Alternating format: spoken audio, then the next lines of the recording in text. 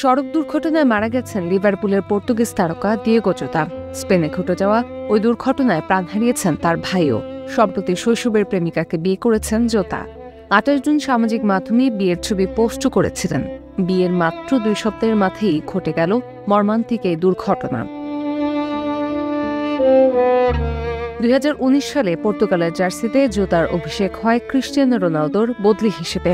দেশের হয়ে 49 ম্যাচে 14 গোল করেছেন তিনি। চোটের কারণে 2022 বিশ্বকাপে খেলতে না পারলেও পর্তুগালের হয়ে ন্যাশনস লিগ জিতেছেন দুবার। 2020 সালে লিভারপুলে যোগ দেওয়ার পর ক্লাবের হয়ে জোতা 182 ম্যাচে 65 গোল করেছেন। জিতেছিলেন প্রিমিয়ার লিগ ও FA কাপও। দিয়েগো জোতার মর্মান্তিক মৃত্যুতে সামাজিক মাধ্যমে শোক প্রকাশ করেছে লিভারপুল ফুটবল ক্লাব। 3 জুলাই মেয়েদের ইউরোতে পর্তুগাল স্পেন ম্যাচে 1 মিনিট নীরবতা পালনের জন্য উয়েফাকে অনুরোধ জানিয়েছে পর্তুগাল ফুটবল ফেডারেশন।